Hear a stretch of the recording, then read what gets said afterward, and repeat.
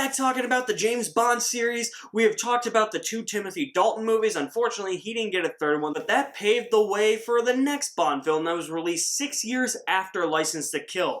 License to Kill was 1989. The next Bond film was 1995, and that is GoldenEye.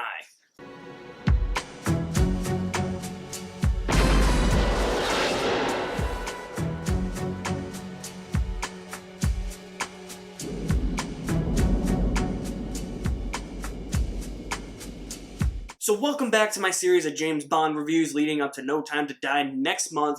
We're talking about GoldenEye in this review, and GoldenEye is probably the most important Bond film, and one of my favorite Bond films. Just gonna throw that out there right now. GoldenEye is the first Bond film to star Pierce Brosnan as Bond. Taking place mostly after the Cold War, Bond has to investigate this crime syndicate, Yanis, who may be led by an old friend of Bond's from the Cold War to stop them from robbing the Bank of England using a space weapon named GoldenEye. GoldenEye is probably the most important Bond film ever made, because a lot of people question Bond's relevancy going into the 1990s. When this movie was announced, they were like, we don't know if Bond is going to be relevant, the character, and any of the stories he's got to tell. Of course, every Bond film always has to take into account Bond's place in the world.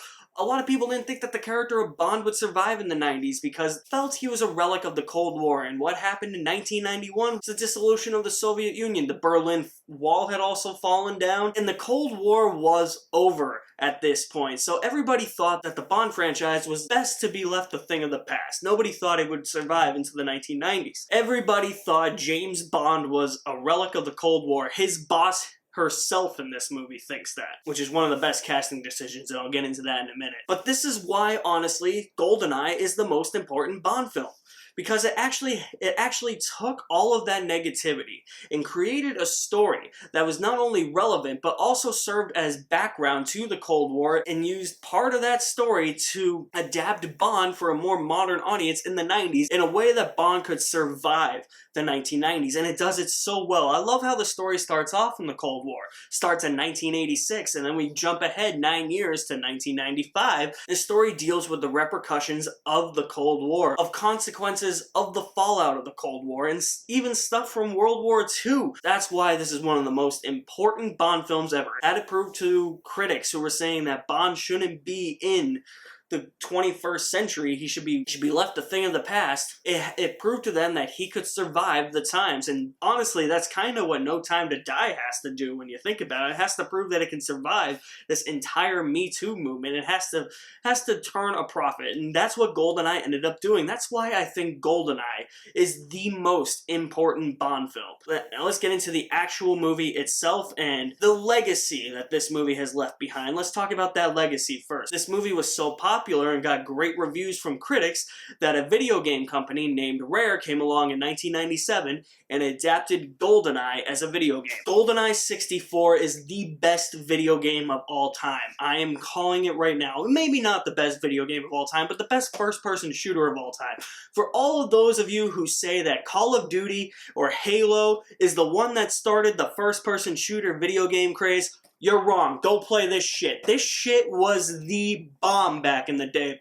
It had a rich campaign. This was the definition of multiplayer back in the day. I threw some temper tantrums with that N64 controller, and I've broken a few of them because my brother and his friends always ganged up on me while we were playing GoldenEye 64, but it was the definition of a multiplayer game. Don't worry, I got my brother back. I shut him out in Halo 15-0. He still denies it to this day. But seriously, I still play GoldenEye 64 to this day, and anytime I watch the movie, I get the music from the video game stuck in my head.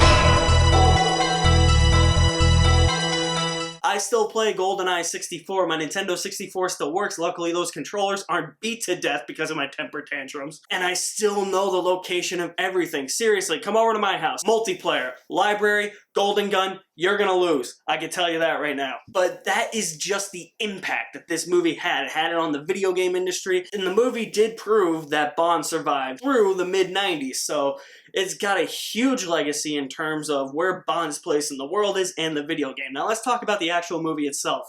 This movie is awesome. It's amazing. I just rewatched this maybe like an hour ago. This movie is great. This is one of the most quotable James Bond movies ever. Half of everything is luck, James. And the other half? Fates.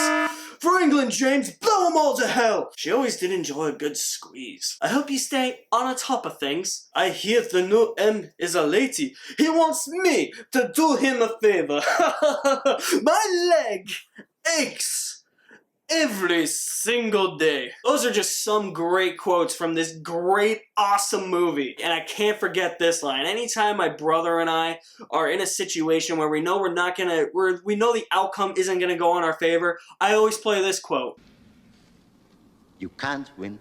I just love it. I love the dialogue. I love how quotable this movie is. It's so great. GoldenEye. Whew, man. GoldenEye also has the best characters in a James Bond movie. This movie has not one, not two, but three henchmen for the main villain, and the main villain is played by none other than Sean Bean. And yes, of course he dies in this movie. When doesn't Sean Bean die in a movie? Why'd you have to play Odysseus and Troy, man? You let me down. Sean Bean is the main villain, and he is Bond's old friend 006, Alex Trevelyan. The thing that makes these characters so great is there's so much richness within these characters. There's so much backstory given to them.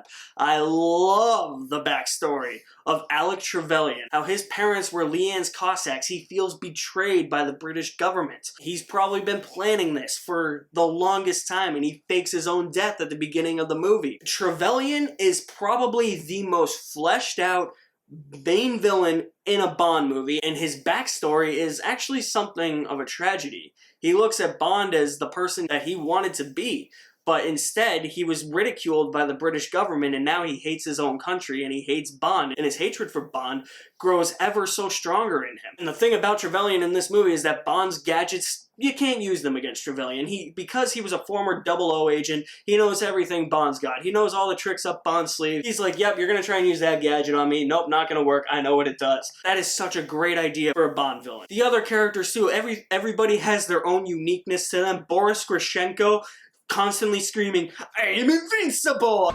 Yes! I am invincible!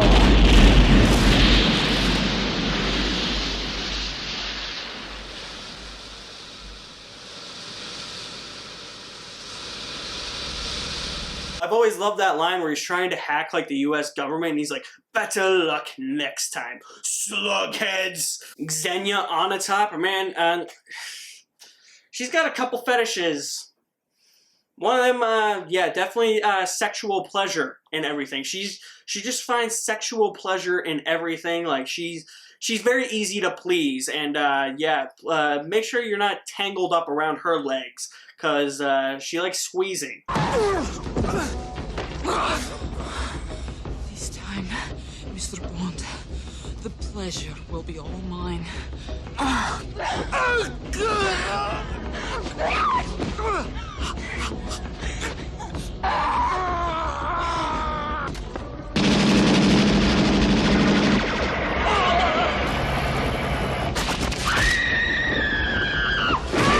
She always did enjoy a good squeeze. That's what I'm talking about. All the characters in this movie just have so much riding on them. Oromov is probably the least fleshed out, but he's so memorable because he is part of the operation and he just has so many great lines. And in the pre-title sequence, when he tells his Russian goons, his Russian firing squad to stop and not shoot, and that guy is a little trigger happy and then he shoots him, I always felt bad for that guy. I'm like, wow, I would hate to be under the command of General Oromov. Valentin Zukovsky's got a limp in his leg because Bond gave him that limp. Every character is so great. great in this movie. Now let's talk about Pierce Brosnan as James Bond, because Timothy Dalton resigned from the role. He did not come back for a third movie, even though he was contracted for a third movie. Just took too long to get into development, and by the time it got into development, his contract expired, so he resigned from the role. They hired Pierce Brosnan, who was supposed to be in The Living Daylights, but now they finally got Pierce Brosnan. And I gotta say, Pierce Brosnan ain't the best Bond. He's the opposite of Dalton. Dalton was that rugged, tough, cold-blooded guy who lacked the charm. Brosnan has all the charm, but you feel like he can't get into scraps. Like, if you saw Brosnan on the streets, he wouldn't fight you. He's too much of a pretty boy, I feel like. But here's the thing. I was born in 1994, a year before this movie came out. Every Bond film had Pierce Brosnan in it, so he's my childhood Bond. He holds a special place in my heart as James Bond, even though there's never really a single scratch on Pierce Brosnan. It's just the feeling of nostalgia with me with Pierce Brosnan. I think he's fine in the role. He doesn't really exemplify somebody who would get hurt, because, I mean, like I said, there's barely ever a scratch on him, especially in the next 3 movies, and especially in Die Another Day. We'll get there. We'll talk about that when I get there. But Pierce Brosnan is my Bond. He's my generation's James Bond. Just like how the people who grew up in the 60s, Sean Connery was their James Bond. My aunt, before she died, she always said that The Man with the Golden Gun was her favorite Bond movie. And that was because she grew up in the Roger Moore era of James Bond. So Roger Moore was always her favorite James Bond. But people who grew up in the 80s really liked Timothy Dalton. I don't think anybody really liked George Lazenby, let's just face it. So for me, yeah, it's Pierce Brosnan, and eventually it's going to be Daniel Craig. This is honestly special for me because this was the first Bond film that I ever saw. And because of that, this was one of the first video games I ever played. This video game just countless hours when I was little, and it's just so great. What else makes GoldenEye so great? Well, the characters are actually human. They're not superheroes like in later Bond films. Like I said, they all have some uniqueness to them. They all have some backstory to them. There's this richness to all these characters. They actually have a sense of humanity. Same with Trevelyan. He has a sense of humanity. He just has bad morals and believes in the wrong things. That's what I love. That's what you need in a great Bond villain, and I love that he is Bond's equal. And because it's Sean Bean, it just instantly elevates Trevelyan as a great Bond villain. Other than the characters just displaying a huge sense of humanity, a big strength for this movie, I think, is that you can't really classify this movie as an action movie. I think that this is more of a thriller. It takes place in the Cold War, then moves out of the Cold War. It's an investigation movie. It's definitely a spy movie. It's more spying than it is an action movie. Yeah, the action scenes are great. The tank chase through St. Petersburg is the quintessential 1990s James Bond action scenes. Top 5 action scenes in a Bond film ever. And this moment right here, when he and Talia are running through the archives and they're trying to escape Oromov and his various Russian guard goons and they're shooting at them, this moment here, this is classic James Bond.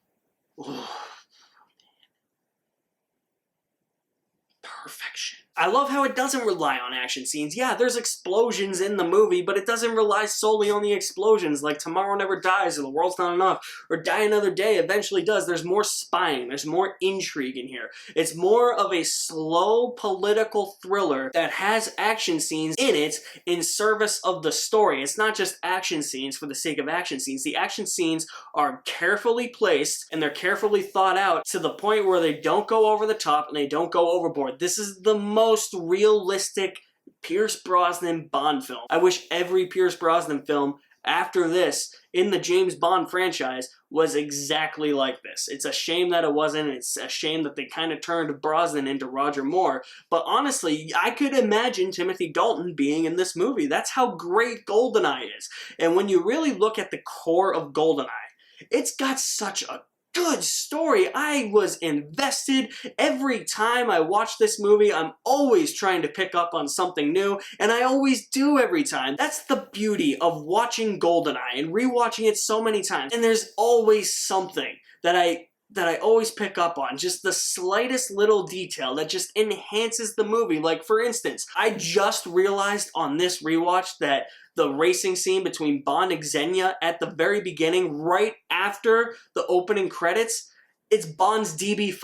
I actually never noticed that he had the Aston Martin DB5 in this movie. I never noticed that before. I just thought it was just some random old car. It's the Aston Martin DB5. How did I never notice that? It's insanity. Like I said, I pick up on something new every time I watch GoldenEye. And we gotta talk about the filmmaking. This movie is directed well. It's directed by Martin Campbell, who would later go on to direct Casino Royale. So he launched two Bond actors, Pierce Brosnan and Daniel Craig, and he is magnificent. He understands the character of James Bond, and the way he moves the camera and the way where he places the camera just makes all the sense in the world, and all of his ideas make perfect sense. I love the scene where we first meet Trevelyan and Bond goes into the door and we see a shadowy figure point a gun at Bond, and then Bond tells him, "I'm alone," and that shadowy figure slowly crawls into the light and we see that it's Sean Bean. It is the perfect use of lighting. Take a look at some of the action scenes in this movie with Bond running up the stairs. Look at the long take. It gets everything in frame. It is not afraid to show you the depth of field. It is not afraid to show you that visceral violence that this movie presents at times. It is very gritty, it is very realistic. At times it feels like that type of violence that you would see in Die Hard or something. This movie is filmed so well, long takes, not a lot of quick cutting. Everything in frame. You get an overall sense of the scope of this movie. It is very well framed and very well edited. So great. Another scene that I really like is when Bond is at Statue Park.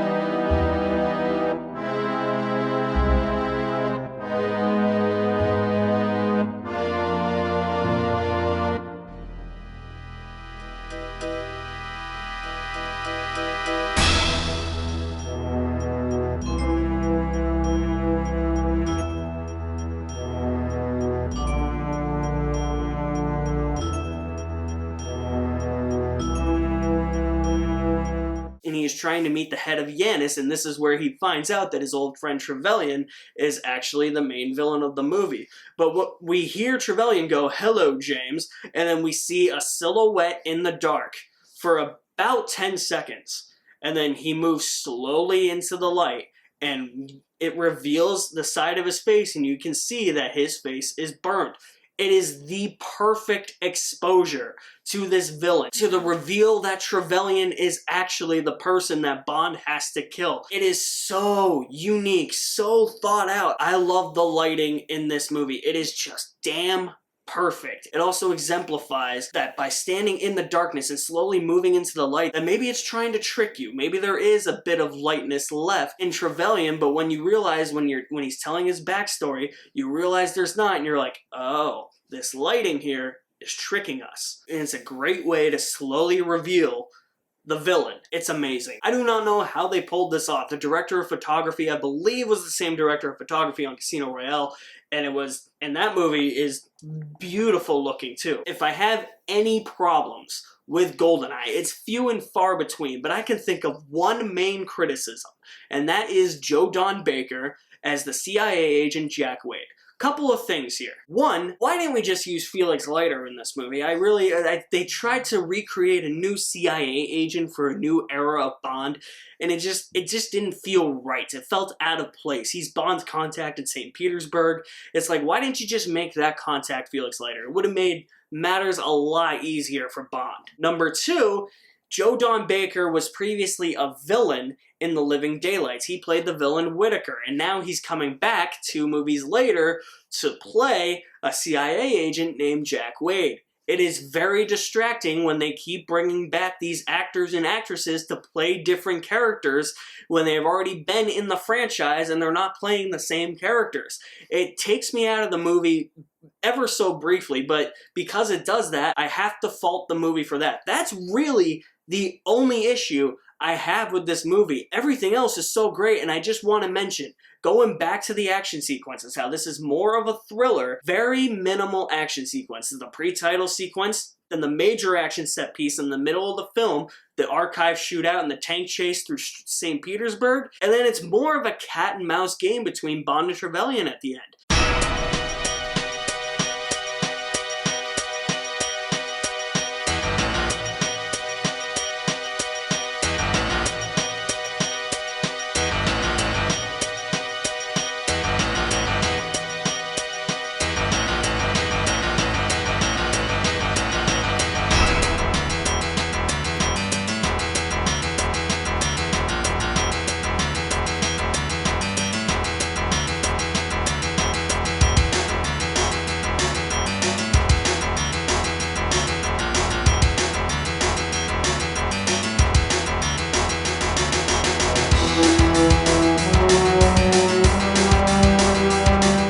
That's what I love, and those fights at the end, they get a little scrappy, those get a little brutal. Some of the camera work in there isn't the best, but at least it's not quick cut, it's not choppy. You can still tell what's going on despite the camera kind of moving all over the place fairly quickly, but that's more of a nitpick. That's not a huge issue I have with GoldenEye. If you're not a James Bond fan and you want to watch some of the James Bond movies, honestly, other than Casino Royale, Skyfall, Goldfinger, because those are the three that I like more than GoldenEye, I would recommend those. But for somebody who's trying to get into the Bond franchise, this is a good starting point. Start with the Pierce Brosnan movies and start with GoldenEye. It's by far Pierce Brosnan's best Bond film. It is the one I grew up with. It is the one that I know the most. It is the one that has such a rich legacy. It's got great characters. It's got the best characters. It's got a great, compelling story. It's got really great action sequences that are very well directed, and the entire movie just looks amazing. GoldenEye is a bona fide Bond classic. With that one issue with Joe Don Baker coming back, that's not going to stop me from giving GoldenEye an A. One of the best Bond films, and even if No Time to Die tops it, I'm in the future, I am making sure this stays in the top 5, because this is easily a top 5 Bond film. It is one of my favorites. It is my cousin who joined me on the Live and Let Die review and the Man with the Golden Gun review, Pat. This is his favorite Bond film. It is near perfection. It is what the Bond series needed to bring Bond Rick rollicking back into the 90s and prove that he is still relevant. He's not a relic of the Cold War. And I said I was going to talk about Judi Dench, and I totally forgot. So I'm just going to say that right now. One of the best casting decisions ever. I love how she just tells Bond, hey Bond, don't mess with me because I'll send you to your death if I have to. And I know that you're a sexist, misogynistic dinosaur, and I ain't going to take shit from you. Judi Dench is amazing. Those are my final thoughts on GoldenEye. Definitely go and watch GoldenEye if you haven't seen it. Stay tuned for more Bond reviews coming very soon. The next one is Tomorrow Never Dies, Pierce Brosnan's second one from 1997. I will leave my link to my website in the description below. There you will find all my links to my social media accounts. You guys are the best. Thank you for watching. My name is Alex Madden, and I'll see you at the movies somewhere.